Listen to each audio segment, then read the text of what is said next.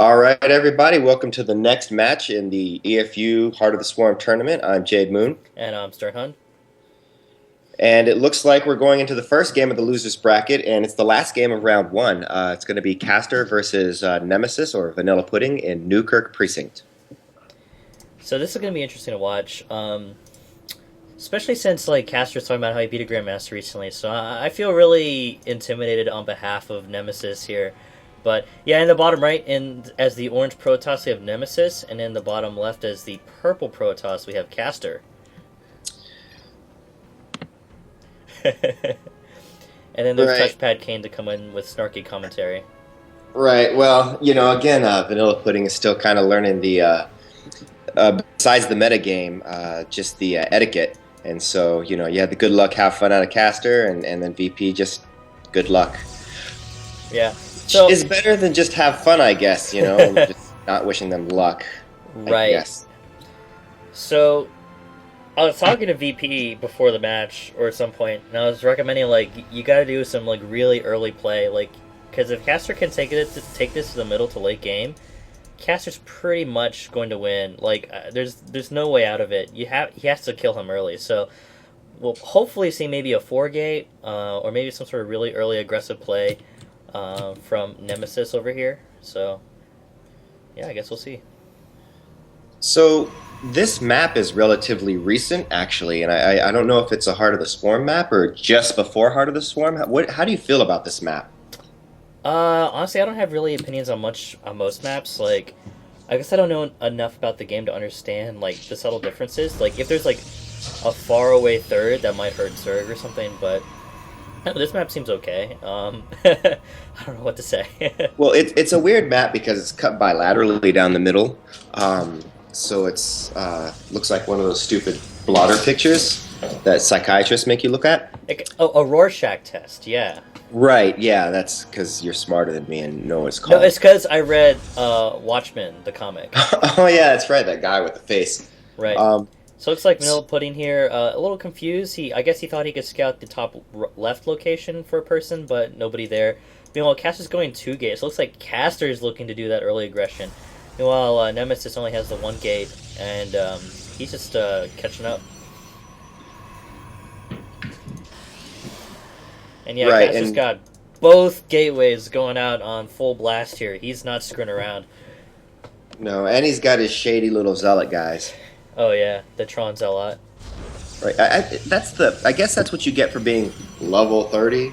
I have no idea. The skin for your initial guy, I guess who was it? Halfling Power has the big guns, so right. Caster has this crazy skin on his zealots, and I guess I can look forward to something on my Zergling. I don't know. I think the new Zergling and the new Overlord all look pretty ugly. I don't see it as an improvement. And when the Zerglings have those giant raptor wings, it looks pretty obnoxious in the animation, at least in my opinion. So I don't know. So Nemesis here just put up a forge, got a photon cannon on the way, which is exactly what he needs to hold us off. So it looks like he'll probably be okay. But Caster's still going to do that a little early harass that he likes to do in every game. Looks like VanillaPudding has both of his gateways going. I think, other than the forge, he just seems to be just a little bit behind Caster in terms of everything. Right. Yeah. Caster has 5 more harvesters than he does. So Caster just got his game polished just a little bit more, but VanillaPudding or Nemesis did exactly what he needed to hold us off. So it's just a matter of transitioning from here. Because, as you can see, Caster invested, tons of money into these Zealots that he won't be able to use just yet. Right, there's what, 1, 2, 3, 4, 5, 6? 6 of them. So he spent a lot of money for that, and it's not paying off right now. So hopefully that gives Nemesis enough of a lead to do something effective. Right, and here he comes with his cybernetic core. Yeah. So I saw this really charming documentary last night called Jiro Dreams of Sushi. Oh, I've seen that. Oh, it's so lovely. I love that documentary now, but man, to do the same thing for 80 years, to make the same sushi nonstop for 80 years, that's, I don't know, I would think that's kind of boring after a while. Well, there's definitely an art to it. I mean, it wasn't until I watched that I realized that I was pissing off every sushi maker that I ever ate at because I really like wasabi, and so I would put too much wasabi on everything. Right. But now I know, so now what I do is I'll eat, and if it's good, then I just eat it as is. But if it's not good, like if the fish isn't the best cut, or if like the place I'm eating at isn't the best the best grade of sushi, then I'll do it on purpose, just because I'm basically saying fuck you, right? Right. So Caster's got an Oracle on the way. He put his Stargate behind the mineral line, so it'll be really hard to scout, and he's also expanding behind this Oracle. So let's see. Nemesis here only has one Stalker, so he's going to have a bit of a hard time fighting this off. Oh, we got a second Stalker, so he will hopefully be okay. But Caster's got two of these suckers, and is he going to pump out a third? No, it doesn't look like it. This one's coming up, but VP, he's got a good read on the timing here, so he's got a cannon in development behind the mineral line. Oh, perfect.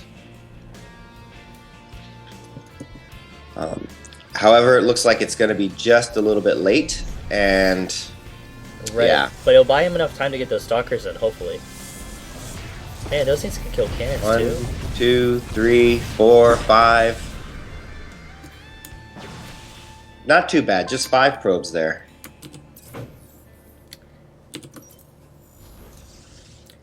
I was really dismayed when I first got attacked by the oracles, and I was putting up some spore crawlers, and then they started attacking the spore crawlers. I thought they could only hit units, and right. I was wrong.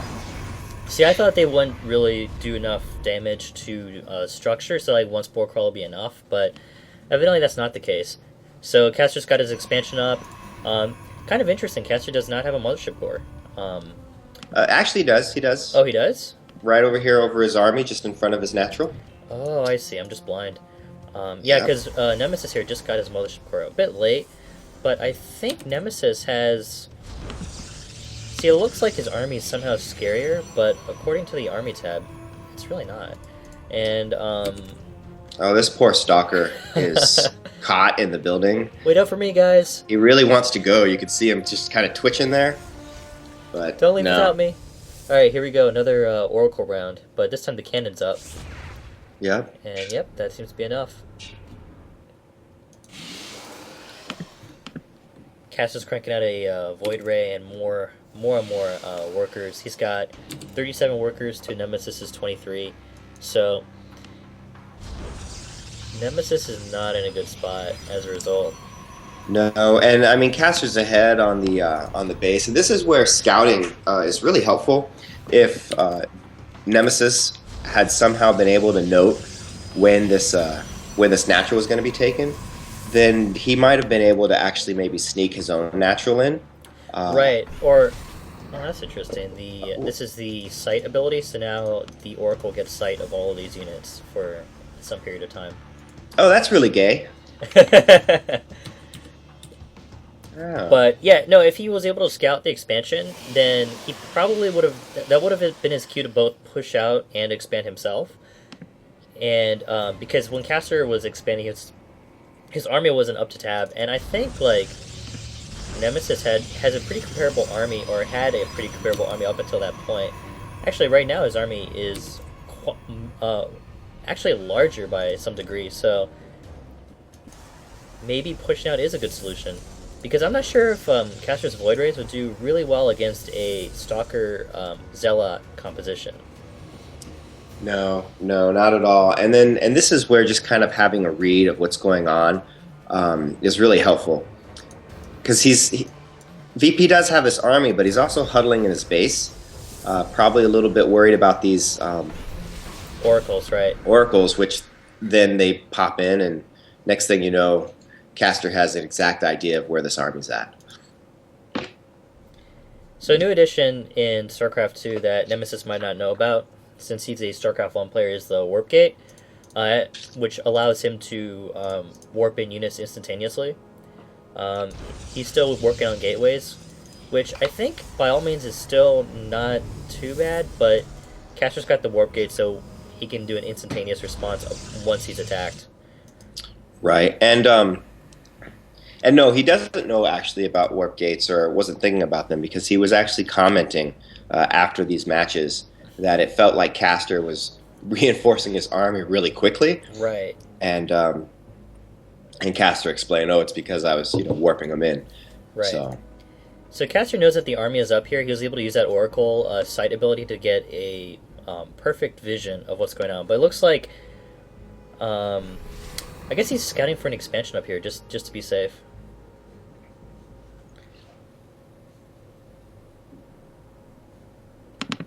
Nemesis has Blink coming on the way, but back at home he's still accumulating things, or he's accumulating resources, but he should be making more units out of these gateways and probes. But he's got the expansion coming up, which is really good, and Caster has the High Templar with a Psionic Storm research on the way, so... And it looks like the army sizes, literal army size, probably roughly the same at this point in terms of food. But then Caster, of course, has a huge worker advantage. Right. And then Caster also has these sentries, which is going to make life really difficult, especially if you get cut off the Zealots from the Stalkers, just like that, actually. That makes it so that the Zealots can't retreat, so he's forced to commit or run away.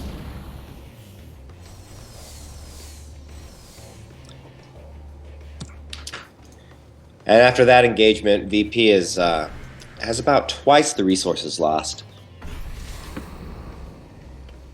Caster really likes that sight ability, Revelation, because he's able to get full sight of Nemesis's entire army.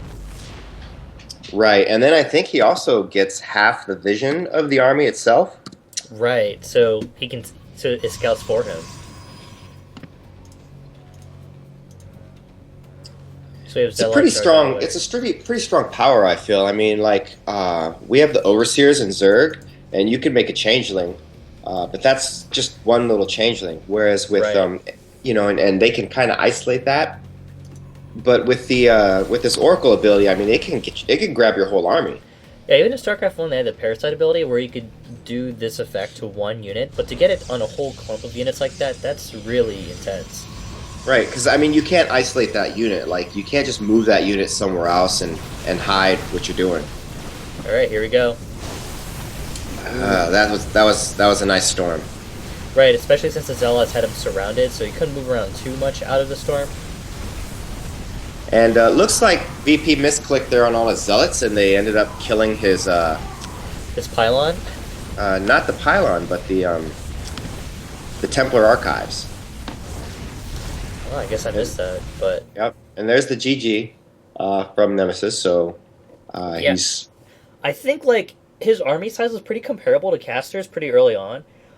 Like, if he... I mean, so once he saw the Oracles, once he had the Oracles taken care of, he should have pushed out, knowing that him on the 4 gate would have outdone Caster on... I think Caster only had 2 gate at that point, maybe 3 gates. But Caster had a smaller ground army, so that's his cue to push out and try to take an advantage. But and that'll come with experience. I mean, absolutely.